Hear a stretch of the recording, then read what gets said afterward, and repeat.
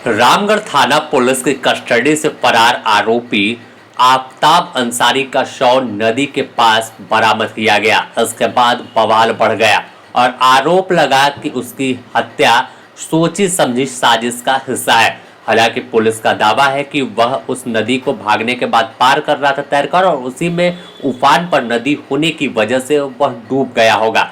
लेकिन पूरे मामले को देखें तो अपने आप में सवालिया निशान खड़ा होता है।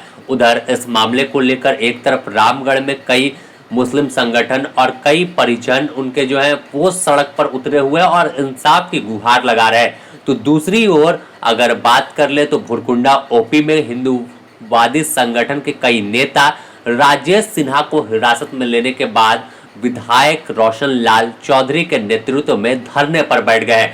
तो पूरी तरह से मामला राजनीतिक रूप ले रहा है और साफ तौर पर सवालों के घेरे में रामगढ़ पुलिस है। हालांकि इस मामले में चर्चित इंस्पेक्टर पीके सिंह जो अमन साहू का एनकाउंटर कर चुके हैं, उन्हें सस्पेंड कर दिया गया है।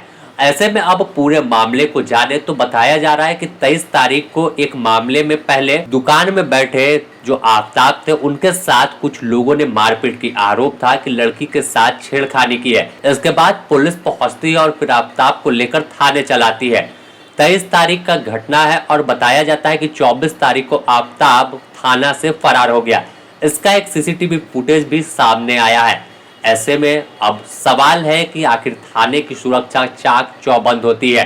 थाने में अगर किसी आरोपी को आप लेकर आए हैं, कस्टडी में जेल भेजने की तैयारी कर रहे हैं, तो उसके हाथ में हथकड़ी होना चाहिए था, लेकिन यहाँ पर ऐसा नहीं देखा गया।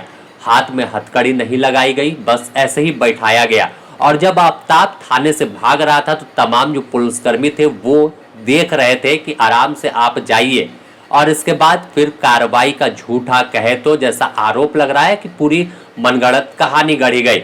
और अब सवाल है कि आफताब की लाश जिस तरह से नदी में मिली है, तो नदी उफान पर है और कोई भी अगर भागेगा, और रात के समय जब वह भागा तो नदी क्यों पार करेगा? रात का समय था जब वह थाने से निकल गया पुलिस को चकमा देकर, तो कहीं अपने रिश्तेदार के यहाँ जाता, अपने दोस्तों के पास जाता, लेकिन वह नदी के किनारे क्यों गया, यह सवाल है। और कोई भी बालिग है, आफताब भी बालिग है, तो वह नदी कभी भी जब तैरने उससे नहीं आएगा तो वह नदी पार करने की कोशिश नहीं करेगा। लेकिन सवाल अपने आप में कई खड़ा हो रहा है और पुलिस सवालों के घेरे में है, जिसका जवाब तमाम उनके परिजन भी तलाश रहे हैं, क्योंकि किसी पे आरोप लगा था और उसकी मौत फिर होती है तो जवाबदेही कौन तय करेगा। ऐसे में अगर देखें तो सूबे के स्वास्थ्य मंत्री डॉक्टर इरफान अंसारी ने एक संगठन पर आरोप लगाया और कई बातें अपने सोशल साइट एक्स पर लिख दी। तो दूसरी ओर बड़कागांव विधायक रोशन लाल चौधरी हिंदूवादी नेता राजेश सिन्हा के हिरासत में ले जाने की खबर पर भुरकुंडा ओपी पहुंचकर धरने पर बैठ गए और पूरे मामले में झारखंड सरकार पर तुष्टीकरण की राजनीति का आरोप लगा रहे हैं। आपको सुनाते हैं क्या कुछ कह रहे हैं बड़कागांव विधायक रोशन लाल चौधरी। के दबाव में आकर प्रशासन एक तरफा कार्रवाई कर रही है।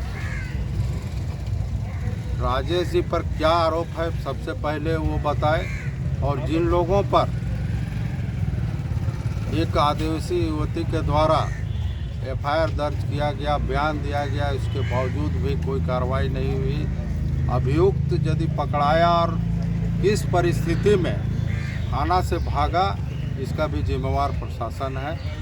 और घटना कैसे घटी उसकी न्यायिक जांच हो, लेकिन निर्दोष पर झूठा आरोप लगा के, जबकि राजेश जी अपने घर में है, कहीं ना उनका कोई इन्वॉल्वमेंट है, ना ट्वीट है, ना किसी भी तरह का झूठा आरोप लगाकर एक तरफा एक हिंदुओं के सनातनियों पर जो अत्याचार हो रहा है, एक तरफा कार्रवाई के विरोध में हम लोग आज धरना पर बैठे हैं। और यदि सरकार तुष्टीकरण की राजनीति करेगी, एक तरफा कार्रवाई होगी, तो हम लोग रोड पर उतरेंगे और इसका विरोध करेंगे। वहीं इस मामले पर करनी सेना के प्रदेश अध्यक्ष परवीन सिंह ने कहा कि सनातन भाई राजेश सिन्हा को रामगढ़ पुलिस द्वारा गलत तरीके से उठाया गया है, इसका विरोध पूरे राज्य में होगा।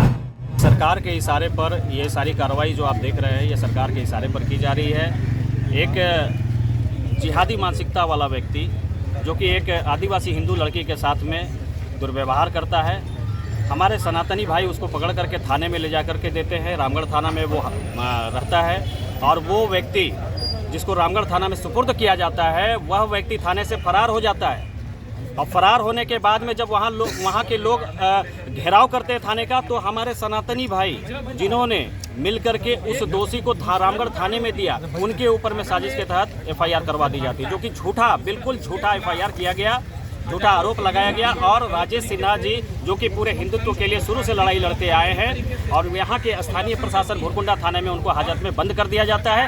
रामगढ़ थाने में उस जिहादी को हथकड़ी नहीं लगाई जाती है, लेकिन हमारे सनातनी भाई को हथकड़ी लगा करके हाजत में बंद कर दिया जाता है। आज हम लोग यहाँ पर सारे लोग सनातनी बैठे हुए हैं, हमारे रामगढ़ के बड़का गांव के विधायक जी भी साथ में बैठे हुए हैं।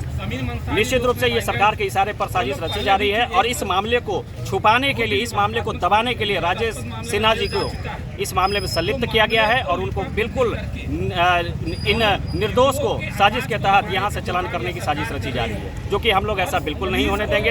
हम अपने संगठन एवं सनातन भाई के साथ मिल करके इस लड़ाई को लड़ेंगे और राजेश सिन्हा जी की बिल्कुल हमारी मांग है कि यहाँ से उनकी रिहाई होनी चाहिए।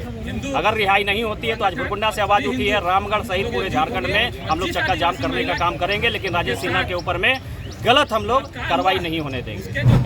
तो देखना होगा कि आखिर इस मामले में क्या कुछ परिणाम निकलता है और आखिर एक युवक की जान गई है और उसके बाद जो राजनीति हो रही है, जिस तरह से कार्रवाई हो रही है, तो इसका परिणाम क्या होता है, क्या इस लड़के को इंसाफ मिलेगा?